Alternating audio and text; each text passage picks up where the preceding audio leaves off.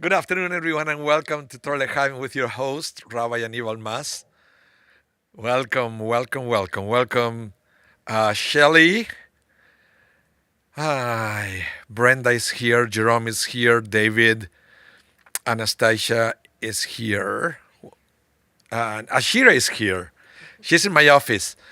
She loves to be on camera so much that I had to drag her out of the frame and ask her please to stay on her seat. She hates being in front of the camera. But she's here, and I can't show you because my camera is pretty fancy and it's in a fixed position. So now I guess I need multiple cameras. No, I don't. I don't. Okay. So welcome everyone again, Trollheim. If you haven't said hi in the chat, please say hi. We always like to know who is on the other side. And we are going to start shortly. This is the time when everybody start connecting. We are going to study today Parshat Acharei Mot and Kedoshim. And it's interesting because it contains one of the most famous verses of the entire Torah. This is where we are going to learn love your neighbor as yourself. And also it contains, oh, Shelly, you have your espresso. I have mine. I have my latte. Uh, so love your neighbor as yourself. Also, it has the commandment of loving the ger, which is the convert. That's the way we translate it, even though back in the day we didn't really have the concept of convert to Judaism the way we have it today. It was something more organic and something that just happened by assimilation, that you will move to Israel.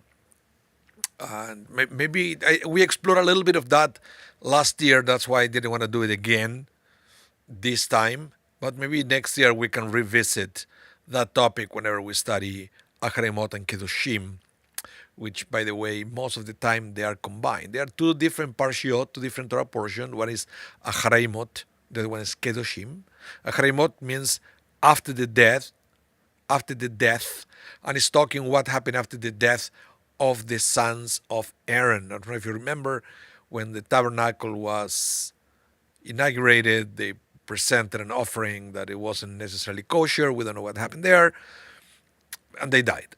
And then the second parsha is called Kedoshim. Kedoshim comes from the word kadosh, same word that we use every Friday night when we do kiddush, right? With a wine. Kadosh means holy, or kiddush means sanctification. And so, but these two parshiot, Acharei Mot and Kedoshim, they're usually together. They're kind of short, each one of them. And when the Jewish year is a little shorter, we need to combine some of the Torah portions. I don't know if you're aware the way the calendar works. We have 54 Torah portions in total. So if you ever wonder how many parshiot we have in the Torah, 54, because it's the maximum number of Shabbatot that we can have in a Jewish year. And that is for leap years, when we have 13 months. And it happens every 2 or 3 years. But whenever we have 12 months, then we have at least 4 less Shabbatot. And then there are certain Torah portions that they have to be combined, so we can still read the 54 every year before Simchat Torah. That's the way it works. So this year is a shorter year. That's why Acharei Mot and Kedoshim, and then Be'ar and Bechukotai, and so forth, are going to be combined. Okay? But again, this year I wanted to spend pretty much all at least most of the class talking about the love your neighbor as yourself, because there are many things that evolve of, I would say, our understanding of that verse, and there are many things that perhaps we misunderstand. Especially the rabbis talk about the limitations of this verse and some implications that we have when we try to analyze every word of that verse. We get into some territory that create a lot of confusion, so hopefully we are going to bring light into that as well. Okay? Okay, with that said, it's already 12:10. Let's begin with the class. I will bring for all of you the first slide. You have it there? You know. Oh, you have it in your phone. Okay. Your phone. Okay. So, let's begin.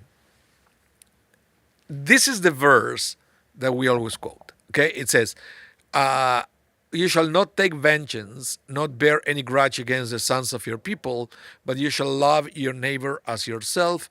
I am Hashem, I am your God. In Hebrew it says, Ani Adonai. That's when we use one of the names of God. Now,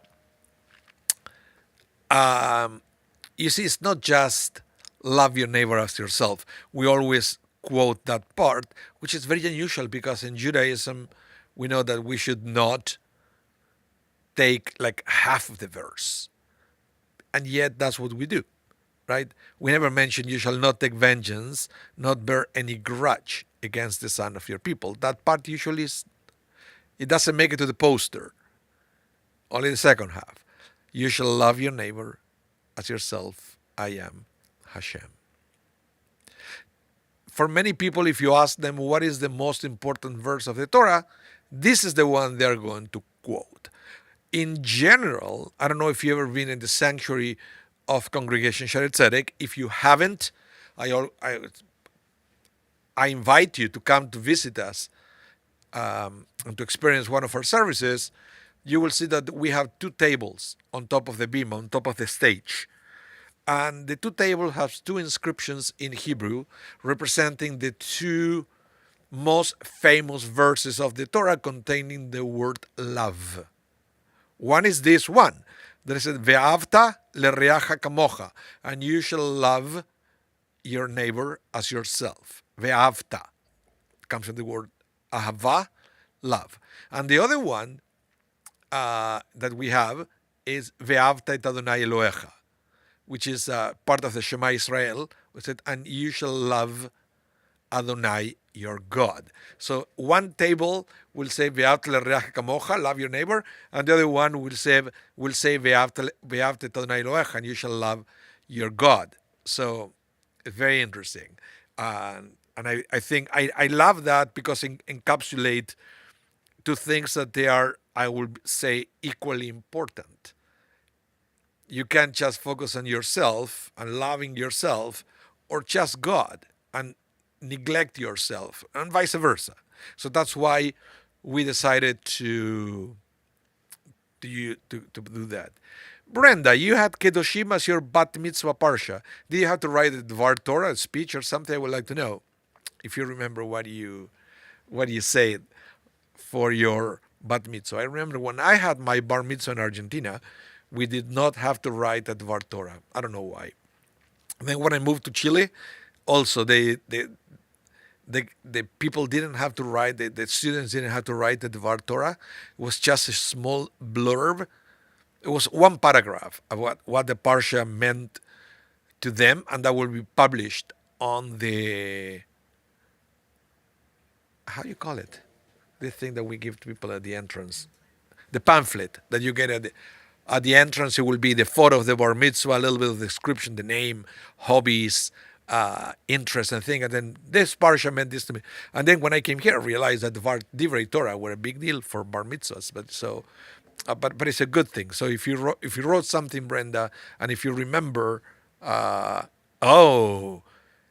you had, let me highlight this.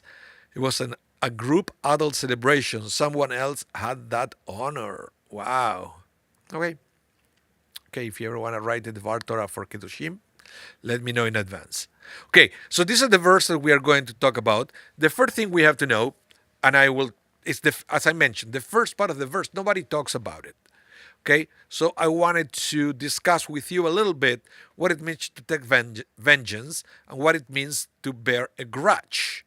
Okay, and the rabbis explain it like this in the Talmud, and then Rashi will explain a little bit about what the Talmud is saying. Now, what constitutes taking vengeance? Listen to this. For example, he says to him, lend me your sickle. And the latter replies, nope. The next day, the latter say to him, lend me your axe. And you say to him, I will not lend it to you, just as you did not lend to me the sickle, right? But that is revenge. You do something to somebody else based on what that other person did to you. Okay, there is an action here, and that is the problem, the action that you do. And then the Talmud continues. What constitutes bearing a grudge? Well, listen to this. For example, he says to him, "Let me your axe." The latter replies, "Nope." Then the next day, the latter says to him, "Lend me your sickle." Now, if he says to him, "Here it is for you, I am not like you, who did not lend it me." This constitutes bearing a grudge, for he keeps the hatred in his heart, even though he does not take revenge. So here we have two different things that we have to learn to distinguish, but in the eyes of the rabbis, they are pretty much the same. One involves an action. You don't do something because of the feeling that you have. And the other one, there is no action, but the feeling is still there. And it's also bad. Now, the thing is, it's not that you cannot have the feelings. The problems here are the words that you say to the other person. So the action is there, but it's accompanied by hurtful words. So, and we talk about this many times in past classes, about the power of the words within Judaism and how the words we use could be as powerful as our actions. So that's why the rabbis put these two on the same sentence. So, and you see, everything is motivated by a feeling. But again, let me repeat this. The feeling itself is not a sin, it's not bad, it's something that you cannot control. You can't control what pops up in your mind. We don't work like that. We are not wired like that. We feel anxiety. We feel fear. We feel hatred sometimes. We feel so many things. But what it's saying is, as far as we don't act on it and we don't speak because of it, then what happens is, most of the time, these feelings will come and go. So we just have to be sure and we have to be careful what we do once we get those feelings. So for sure, don't say anything and don't do anything. Okay? So again, that is what at least the rabbis understand for vengeance and bearing a grudge. And then I guess the verse could have finished there. Right? But it does not. Then it's continue. Instead, love your neighbor as yourself. And I believe that is that's the second part of the verse is the antidote, so we won't get stuck on that feeling of hatred. So instead of doing something negative every time we have the feelings, we do something positive about that to try to overcome that negative feeling. Okay? Any questions or any comment on the chat? Because this is something that is very important in every religion. I will say every religion will have in one way or another some kind of advice on how to deal with love and hatred of other people. So if you have any comment, please let me know in the chat. And if you are watching the class and you haven't said hello, please say hello in the chat. Brenda, you said, what happened with those? What happened to those that don't live themselves? That would be a dilemma. I don't love themselves, but don't love themselves. Yeah, well, that is a very good point. Because again, going back to the verse, if it says love your neighbor as you love yourself, it implies that you cannot love your neighbor if you don't love yourself first. Right? And again, this is something that we also explored in this class before when we say, for example, about saving a life. We always say that your life comes first. It's called Hayacha Kotmim. We have the responsibility to preserve other lives, but not at the expense of yours. So everything starts from you, and then you can continue to other, because it's like everything in life. You cannot give what you don't have. And I'm not talking about love. I'm talking about everything. Everything. If you can, you cannot give money to another person if you don't have the money first, right? Or you cannot give your time to other people if you don't have the time first. You need to have something in order to be able to give something. Edward Tunick, welcome to the class. Uh, oh, is it Cheryl? Cheryl from Michigan. Welcome, Cheryl. Welcome to the class at Torah L'Chaim. So yeah, you can, I believe that this is something we should all put in a frame. You cannot give what you don't have. So if you want to give love, you have to develop love within yourself first, and then you will have love to give to others. So going back to the love your neighbor as yourself, and this comes at not surprise, that Rabbi Akiva said, this is a fundamental principle of the Torah. In other words, this is the most important thing on the Torah. And there are even songs about this. I don't know if you ever heard Amar Rabbi Akiva. Did you hear that one? I will put a little bit of echo so it sounds better. Amar Rabbi Akiva ואהבת לרעך, לרעך כמוך, ואהבת לרעך, לרעך כמוך. And then the song goes, זה כלל גדול גדול בתורה, זה כלל גדול בתורה. This is a fundamental principle of the Torah. So that's a song based on this statement from Sifra. Sifra, by the way, is a book of Midrash, and this is where it's coming from. Brenda, you missed a concert. Unfortunately, the only time that I do concerts in this day and age is at the seniors' home here in Winnipeg, once a month. But we are not streaming those. So, Shelley, you said, let's see what you said, Shelley, that saving one's own life come under the heading of suicide. What do you mean? Does saving one's own life come under the heading of suicide? I don't get it, Shelley. If you can rephrase it, I will love to answer that question. Yeah. Okay, so let's continue. Now, another time that we learn about this phrase, love your neighbor as yourself, saving your own life is not committing suicide.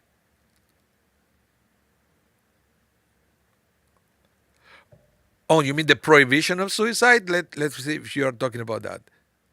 If the prohibition comes from this, I would like to know if that's what you're asking. So, the other time that another famous story involving the love your neighbor as yourself, sort of, is this. Listen to this. It's a story also from the Babylonian Talmud, and it goes like this. There is a story about a Gentile who came before Shammai. Shammai was a famous rabbi. This is even, at the time of the writing of the Mishnah. I think even before the times of the Mishnah, Shammai. He was because the rabbis from the time of the Mishnah were Tanaim. He was one of the Zugot, the time that were only two rabbis in charge of everything. And it was Hillel and Shammai. So there is a story about the Gentile who came before Shammai and said to him, I will convert to Judaism if you teach me the entire Torah while I stand on one foot.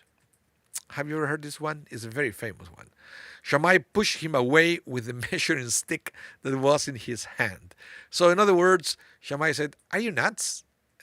I've been studying all my life to understand just a little bit of Judaism, and you want me to teach you the entire Judaism while you stand on one foot? It means that you don't have too much time, right? That's the implication of that. So get out of my house, okay? So the Gentile then went to Hillel, who helped him to convert. Hillel told him, whatever is hateful to you, do not do to your friend. This is the entire Torah. The rest is its explanation. Now go and study. So, in other words, it's interesting, and we are going to talk about it in a minute, that Hillel changed the wording of the verse. Instead of doing it in the positive, love your neighbor, he put it on the negative. Whatever is hateful to you, do not do to your friend. It's almost like matching the other two statements, because don't take revenge, don't bear a grudge, don't hate, right? Makes sense to explain it in this way. But he'll imply that is the core of the Torah. Love your neighbor as yourself. So if that's the core of the Torah, you may ask, why do we need the rest of the Torah? Well, the rest of the Torah is to ensure that we can achieve that, because it's not that easy to love your neighbor as yourself. So the next of the Torah will prepare you for that, but only if you study. So Hillel brightly said to this person who wanted to convert to Judaism, I already told you, okay, the entire Torah, but now you have to go and fulfill your part of the bargain. You're going to convert to Judaism, and you're going to spend the rest of your life studying the explanations. And that's come from the story. So, Shelley, I understand, not committing suicide, loving your life. It goes beyond that. There is always it comes from a different theological background. The not committing suicide, that is not specifically from love yourself. Okay, that is coming from a different place. So, very famous story. Now, of course, when you read this story, different rabbis will try to explain what was going on in that conversation. So listen to this. It seems that the Gentile was a righteous convert and was not acting in a sarcastic manner, jokingly suggesting that he be taught the entire Torah while literally standing on one foot. Rather, he must have requested a method by which he could base all of the Torah's commandments upon one unifying principle: one foot, in order to avoid the lack of clarity that converts customary experience, since they do not learn about mitzvot from their youth, mitzvot commandments from their youth. Therefore, Hillel gave him a brief form of this all-encompassing principle with which he will be able to remember all the mitzvot. In other words, what happened here, when you start studying Torah, I don't know if it ever happened to you, it is important to have one, I would say, empowering principle that they will help you or guide you in how to apply the Torah. And this is something that, for example, different companies will do when they try to empower their employees to operate a little bit more independently, not depending on asking your boss all the time what to do, or going to the manual all the time to try to figure out what to do. If you can understand the mission statement of a company, right, then you can make decisions on the spot based on, okay, is this decision that I'm about to make, does it match the mission statement of the company? And that helps a lot. It will empower employees to make quick decisions by themselves, not depending so much on a superior for that. Brenda, you said, I found that interesting that this is the middle of the Torah rather at the beginning, especially with Hillel's explanation. Yeah, it's interesting that it's coming also in the book of Leviticus, right? I would expect this in the book of Exodus or around the Ten Commandments or something like that. No, it's in the book of Leviticus that is mostly dealing with sacrifices and stuff like that. And yet we have this verse here. But I believe it is important. This is what this rabbis and Rabbi Shlomo Ephraim Ben Aaron Luchitz, what he's saying is that love your neighbor as yourself is almost like the mission statement of Judaism, and that is something that will empower you to make decisions when you need to know how to apply a mitzvah specifically. When you do something because it's commanded by God, you always have to ask yourself, am I harming somebody else by fulfilling this mitzvah, right or not? As somebody taught me once, I was talking in a class and back at the seminary about prayer and talking about what is a prayer with kavanah, what is a good prayer, and how do we pray. And the rabbi taught us at the time that the best prayer is when at the end of the Amidah, that we take 3 steps to the back at the end of the Amidah. We have 3 steps to the back and then one side and the other side, right? Remember that part? He was saying at the end of the Amidah, when you take the 3 steps to the back, the first thing you do is to look behind your back to be sure you are not stepping into anybody's toes. You understand what he's trying to say here? It doesn't really matter how much kavanah you have. If, for you to have that beautiful prayer experience comes at a cost that you're stepping into somebody's toes because you cannot check what is around you, that is not real prayer. So that is, again, prayer is very important, but you have to put it together with do not do to somebody else what you don't want some people to do to you, or love your neighbor as yourself, which I guess Hillel thought that just saying love your neighbor as yourself will be more difficult to understand, so he tried to make it easier for the convert to understand that principle, and that's why he mentioned it that way. So, listen to this. This is, and you know how much I love this. I bring it all the time. The Sefer HaChinuch. This is a book that includes all the 613 commandments of Judaism.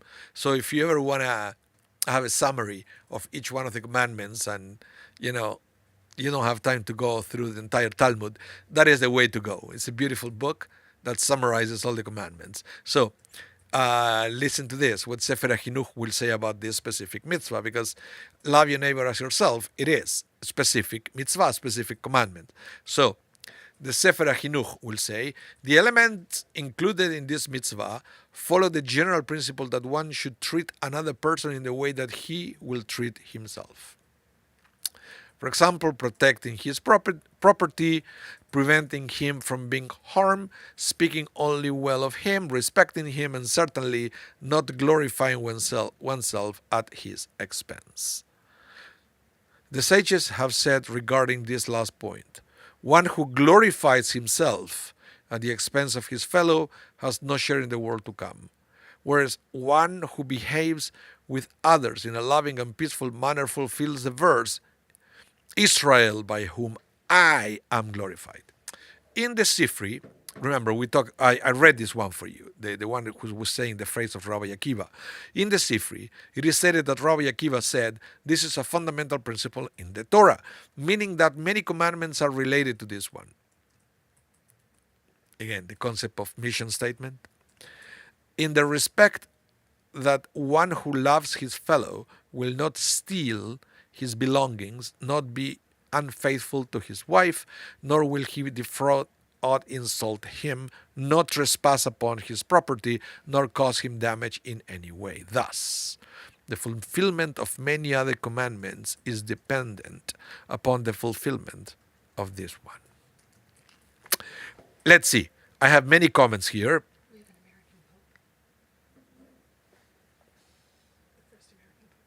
Oh, we have a new pope. American Pope. First one in Catholic Church's history. Okay, first one in Catholic history. Hooray for the new Pope. Habemus Papum. That's what I say, Habemus Papum? American. Very good. I will read that about that after the class. But let's see the comments here.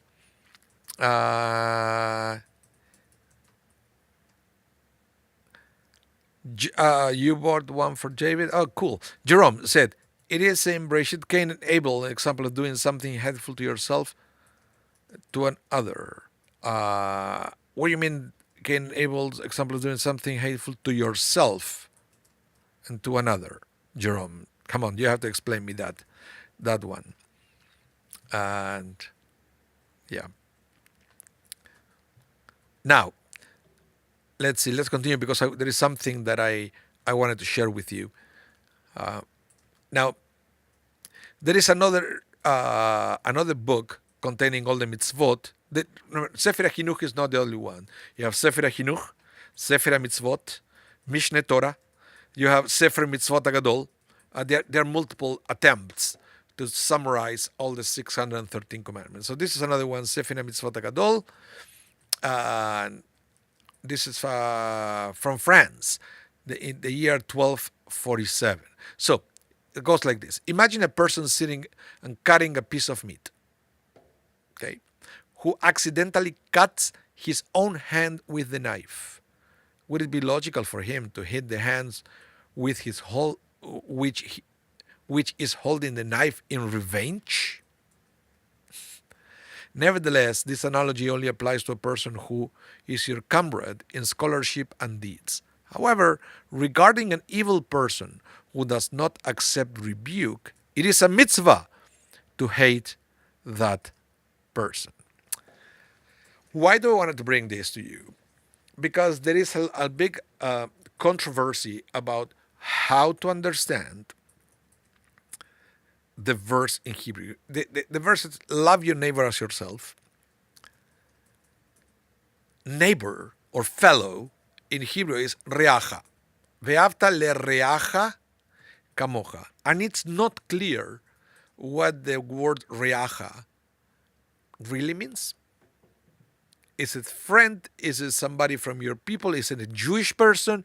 Is it not a Jewish person? Is your literal neighbor from next door? What is it? So we are going to see that there are different interpretations of this word because depends on how you translate this word. It will be a different extent for this verse. In fact, I heard many interpretations today. Many rabbis, they try to explain that Ve'avta lereacha kamocha means to Jewish people only. But some others, like the Sefer Mitzvot HaGadol, it goes even further than that. That it will say this applies only to people that is like you, that is at your level. Okay? And even further than from there, that it says, if you have in front of you a person that is evil, and you try to rebuke a person, you try to make them understand that what they're doing is wrong. If the person doesn't want to change, it is a mitzvah to hate that person. Now, what does it mean to hate that person? I'm not even going to go there. To what extent we are allowed to hate? Is it just a feeling that you have? Is the way you talk to the other person? Is the way you're allowed to behave towards the other person? Is very interesting. But the way you're going to treat the other person, it depends a lot on how you translate the word reacha. Okay? In modern day and age, I want to tell you right away, reacha, we accept the translation as fellow or neighbor, and it includes Jews and non-Jews. But it wasn't necessary always like that, because comments like this, right, for evil person, non-Jews were most of the time in history, non-Jews were the one who were the evil or doing evil things against Jews. So it's basically said you're not obligated to love such people, the people that are trying to destroy you. Right? And you try to build bridges, you try to establish a relationship with them, and that failed again and again and again. So those people, then it's a mitzvah to hate them. You don't have to love them because there is nothing else for you to do.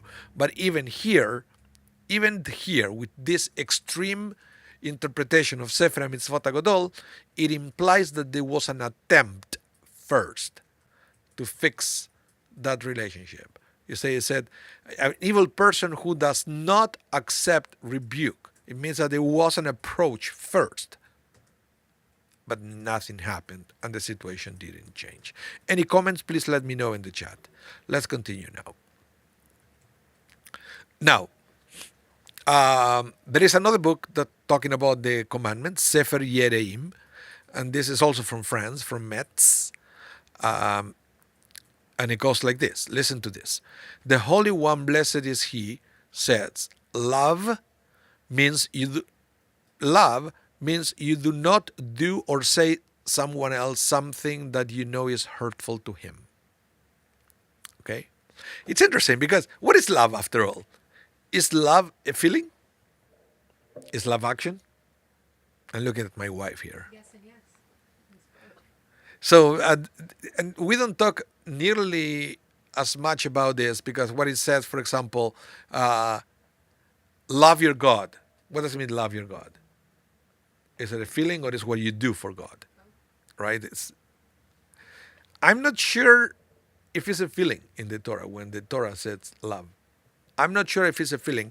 I think love in the Torah is a set of expected actions.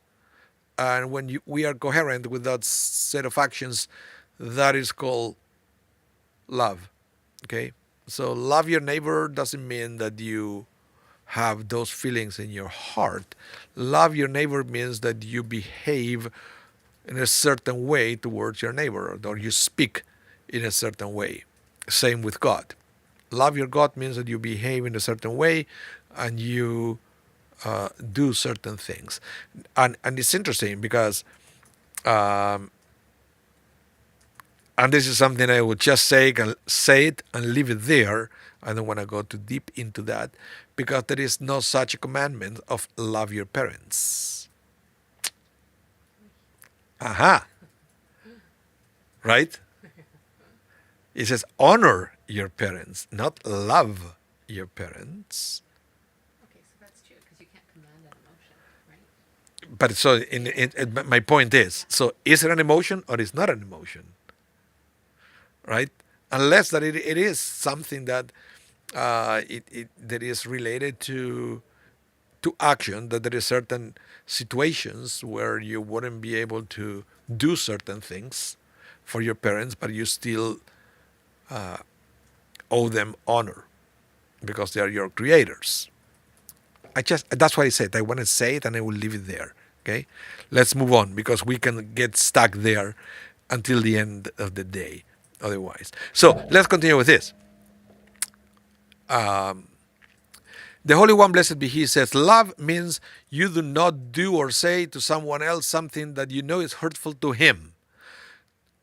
Do not ask, how do I know what bothers him? Am I a prophet? That is why the verse includes the word as you love yourself, right? Learn from yourself that which you know in your heart. This is what Hillel meant when he said, whatever is hurtful to you, do not do unto your friends. This is the whole Torah, and the rest is commentary. So now we have, for the first time, for all this text that I share with you, a text that is putting the two things together. The way it's written in the Torah and the way Hillel is interpreting that verse. So we can learn from there. And it's interesting because it recognizes the way we judge things around. We judge everything based on our own experience. And it's true. It's a fair question. How do I know what would bother another person? Well, you don't. You can't unless you ask. But in general, you always start with your own experience. You could be way off sometimes. You could be way off.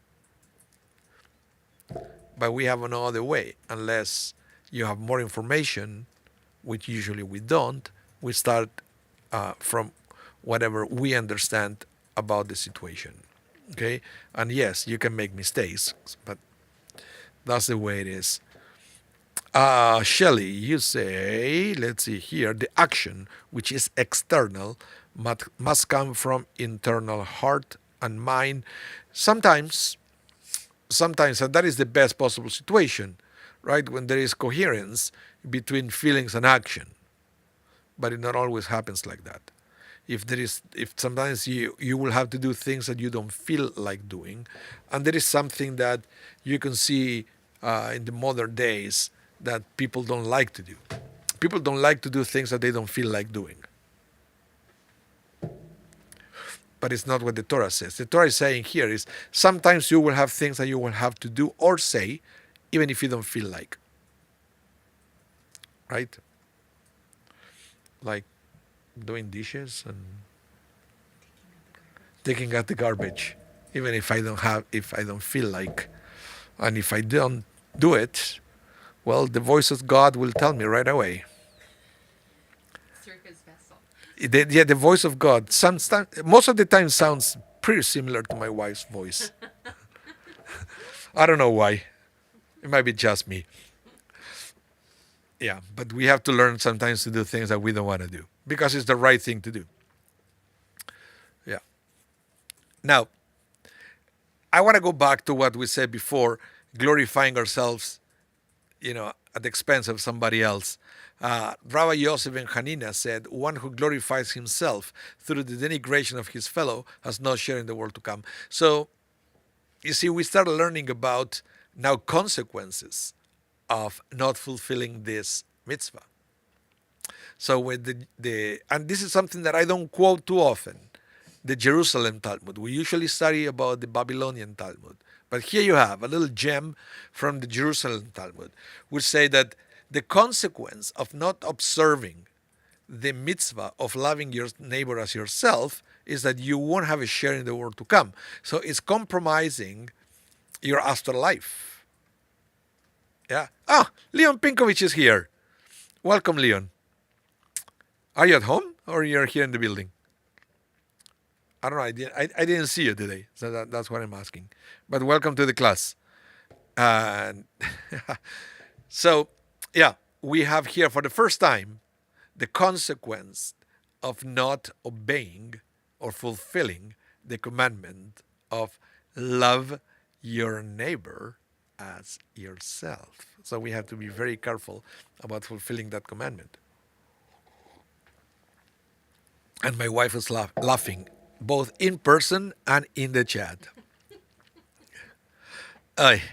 Anyway, now the Rambam, and I was eager to share this with you because I always appreciate what the Rambam teaches about the commandments, because remember, Maimonides, the Rambam, was a rationalist, and he always was trying to find the rationale behind all the commandments. That's why he wrote the Mishneh Torah sometimes, not only for us to know what to do, but why we do it. Something that before the Rambam wasn't so important. The why we do things is not so important. What do you mean why we do it? We do it because God said that we have to do it, but for the Rambam, that thing that we do it because God says that we have to do it was not enough. He always thought that there was the big wisdom within the mitzvot, and the more we understand the mitzvot, the more we learn why God gave us the mitzvot. Because let's be honest, God doesn't need the commandments. We need the commandments, and God knows us so well that gave us all these mitzvot to make us better.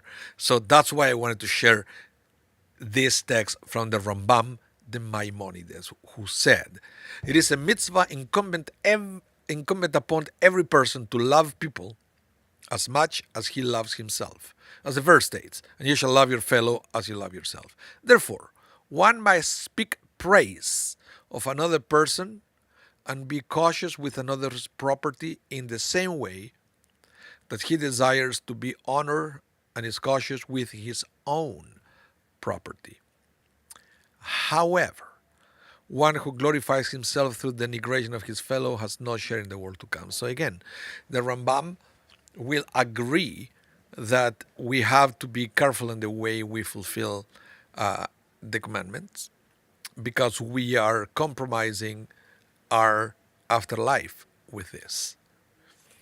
It's in the sense that you can fulfill all the 613 commandments, but if you don't do it with loving your neighbor in mind, or in other words, if you don't fulfill your commandment with some kind of awareness on how that affects other people around you, then you're not really fulfilling the commandments. You're going through the motions, but that's not the right way to do it. So, that's what I wanted to share with you with Maimonides with Shelley Church. And said ego. Yeah, well, ego is the root of many of the, I would say, all of the problems that we have. All of the problems. That is something that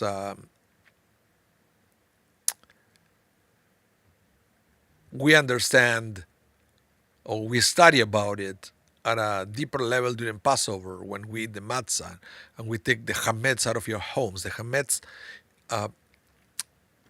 symbolizing ego, right? Because the chametz, the yeast, is what makes the dough inflate, but it's just the chametz. What it does is to create a chemical reaction that it will add air to the dough. It's just air. It's nothing. We see the bread that is so nice and big, but it's just air. It's just air. And it's not a coincidence, I will say, that sometimes arrogant people, we tell them that they have the how you say, the head full of air. It's the same. It's the same thing. You can say that, if you see an arrogance, you can say that they had the head full of chametz, which is the same. But yeah, the ego is the beginning, unfortunately. So we were in the Jerusalem Talmud. Let's go back to the Babylonian Talmud. And I wanted to address a little bit, we don't have much time, but I wanted to address a little bit the concept of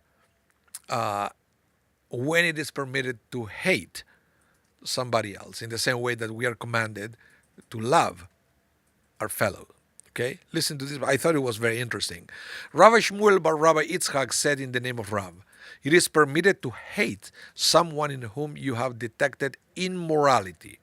Okay? He's setting the parameters here. When hating somebody is fine.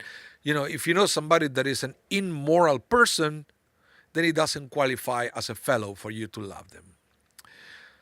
As the Torah states, if you see your enemy's donkey struggling under its burden, lest you think that the word enemy refers to a non-Jew, we have received a teaching that it refers to a Jew who is your enemy. So don't say, the enemy is the non-Jew.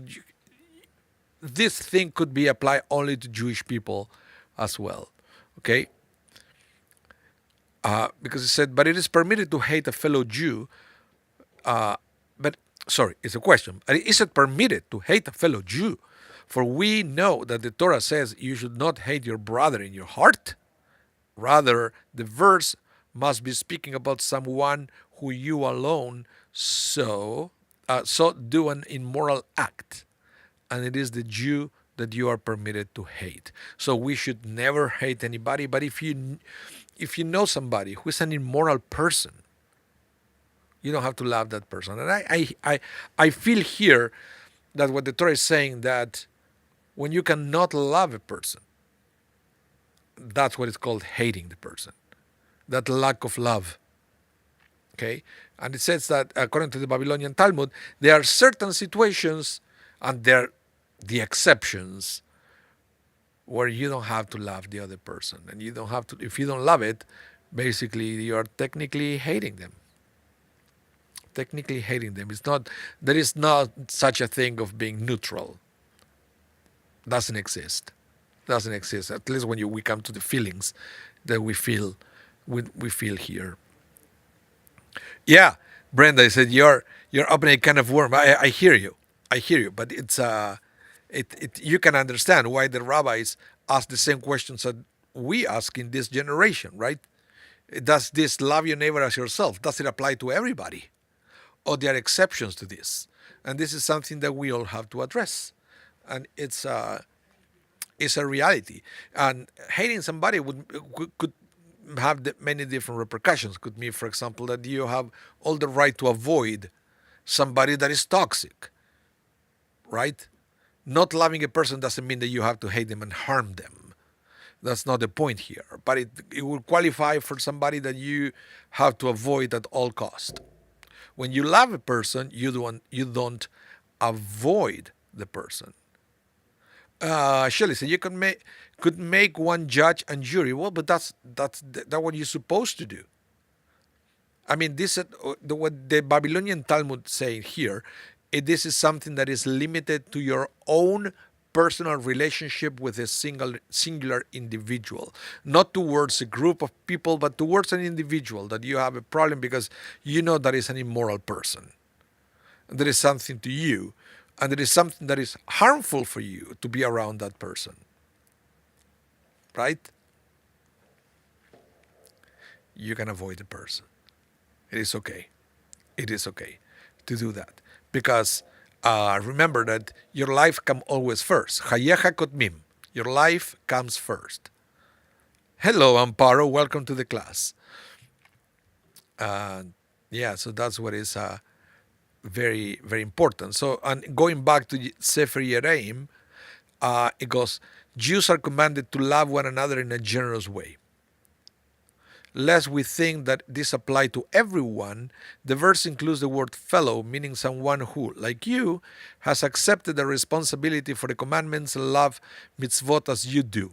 So another moral person, right? However, if somebody is a sinner who are not commanded to love him, we are not commanded to love him. Rather, we are commanded to hate him. As the verse states, reverence for God is the hatred of evil.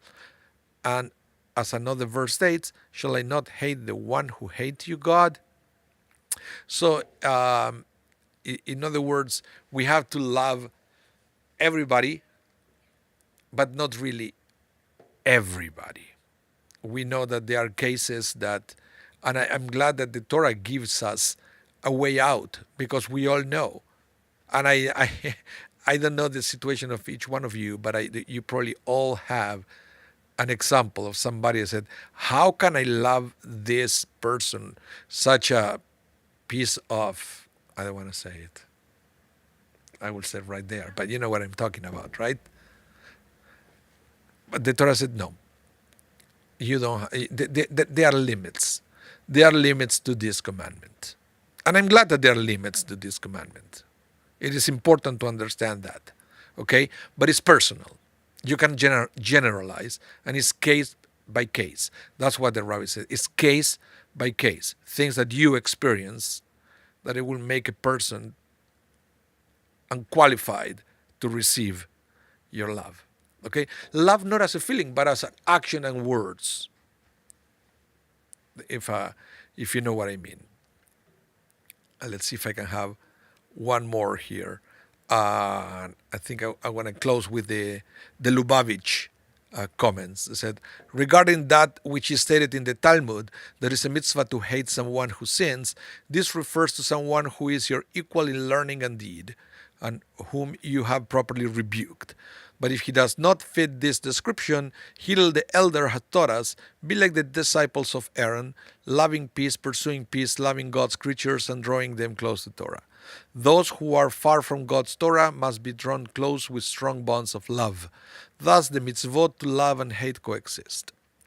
This is a mitzvah to hate the evil that exists within a person while loving the hidden spark of godliness that resides with him. So Rabbi Shneur Zalman of Liadi makes it even more difficult to hate someone.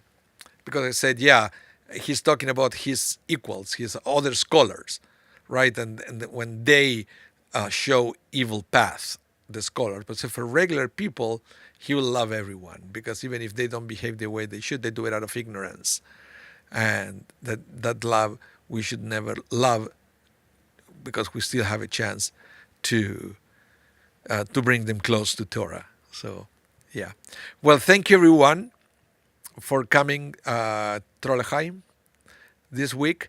And remember, if you missed any part of the class, it's going to be rebroadcasted tonight at 8 p.m. Central Time. And so you can catch it again if you want. And I hope to see you all next week. It's interesting because next week we are going to have the concert, but it's not going to be broadcasted. So again, if you're in Winnipeg, please try to come to the Peace and Hope concert that we are putting together next Tuesday. And if you are not in Winnipeg, I will do my best to record it, and like last time to put a few clips on YouTube, so at least you can have a little bit of a experience of this wonderful concert that we are going to have next Tuesday. So again, if you're in Winnipeg, please visit our website, register yourself, come to enjoy some great music. We are doing this concert in between Yom Ha'atzmaut and Yom Yerushalayim to have songs of hope, of peace, of Israel, and it's going to be an amazing experience. If you can make it, please be there. If you can make it, just wait to see some of the clips that I'm gonna post after the fact. So I hope to see you all next week. Stay safe, be blessed, and hope to see you soon. Bye, everyone.